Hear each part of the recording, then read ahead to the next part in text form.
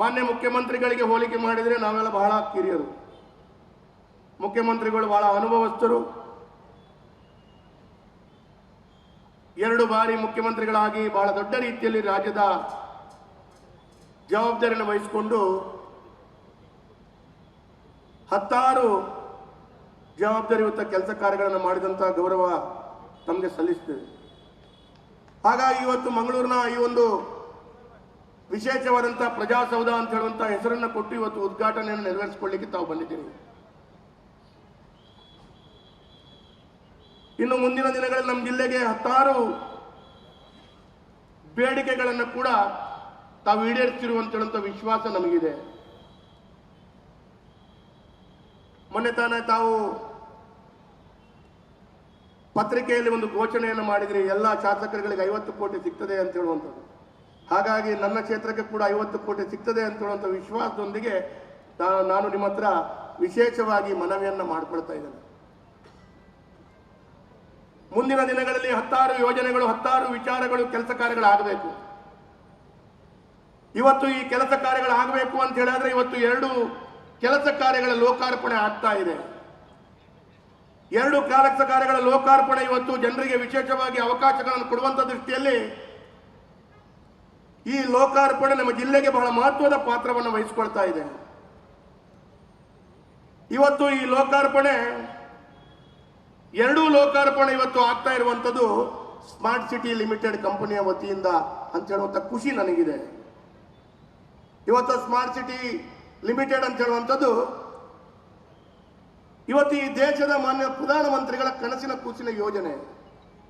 50% ಕೇಂದ್ರ ಸರ್ಕಾರ, 50% ರಾಜ್ಯ ಸರ್ಕಾರ ಕೊಟ್ಟಂತ ಯೋಜನೆ.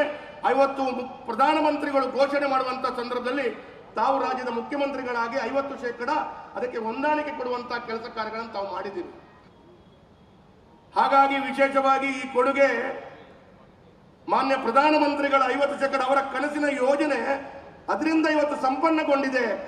ಇವತ್ತು ಮಾನ್ಯ ಪ್ರಧಾನಮಂತ್ರಿಗಳು ಸ್ಮಾರ್ಟ್ ಸಿಟಿ ಲಿಮಿಟೆಡ್ ಅಂತ ಹೇಳುವಂತ ಯೋಜನೆಯನ್ನ ಕೊಡಲೇ ಇಲ್ಲ ಅಂತ ಹೇಳಿದ್ರೆ ಇವತ್ತು ಈ ಕಾರ್ಯಕ್ರಮಗಳು ನೆರವೇರ್ತಾ ಇರಲಿಲ್ಲ ಅಂತ ಹೇಳುವಂಥದ್ದು ನನ್ನ ಮನಸ್ಸಿನ ಭಾವನೆ. ಹಾಗಾಗಿ ಇವತ್ತು ಸ್ಪೋರ್ಟ್ಸ್ ಕಾಂಪ್ಲೆಕ್ಸ್ ಬಹಳ ವಿಶೇಷವಾದಂತಹ ಕೆಲಸ ಕಾರ್ಯಗಳು ಇವತ್ತಾಗಿದೆ. ಮಂಗಳೂರಿನಲ್ಲಿ ಬಹಳ ದೊಡ್ಡ ರೀತಿಯಲ್ಲಿ ಸ್ಪೋರ್ಟ್ಸ್ಗೆ ವಿಶೇಷವಾದಂತಹ ಶಕ್ತಿಯನ್ನು ಕೊಡುವಂತ ಕೆಲಸ ಕಾರ್ಯಗಳಾಗಬೇಕು.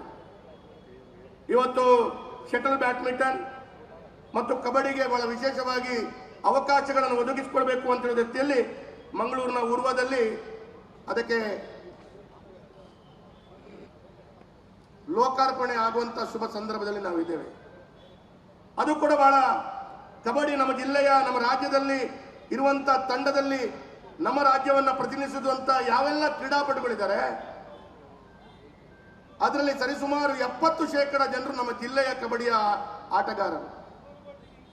ಹಾಗಾಗಿ ಅವರಿಗೆ ವಿಶೇಷವಾಗಿ ಸಹಕಾರ ಕೊಡಬೇಕು ಅಂತ ಹೇಳುವ ದೃಷ್ಟಿಯಲ್ಲಿ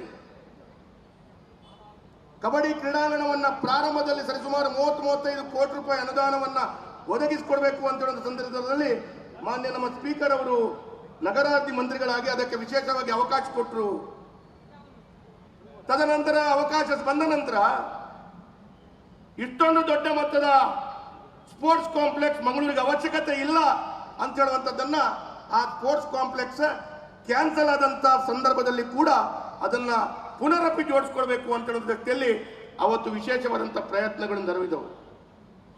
ಅದಕ್ಕೆ ಬಹಳ ದೊಡ್ಡ ರೀತಿಯಲ್ಲಿ ಶಕ್ತಿಯುತವಾಗಿ ಆ ಸಂದರ್ಭದಲ್ಲಿ ಇವತ್ತು ಹೇಗೆ ಸಚಿವರುಗಳು ಹೇಳಿದ್ರು ಆ ಸಂದರ್ಭದಲ್ಲಿ ವಿಶೇಷವಾಗಿ ಆ ಕಾರ್ಯಕ್ರಮದ ಶಿಲಾನ್ಯಾಸ ಮಾಡುವಂತ ಯೋಗ ಮತ್ತು ಇವತ್ತು ಲೋಕಾರ್ಪಣೆ ಮಾಡುವಂತ ಯೋಗದಲ್ಲಿ ಕೂಡ ನನಗೆ ವಿಶೇಷವಾಗಿ ಅವಕಾಶಗಳು ಲಭಿಸಿದ್ದು ಈ ಸಂದರ್ಭದಲ್ಲಿ ಉಲ್ಲೇಖ ಮಾಡಬೇಕು.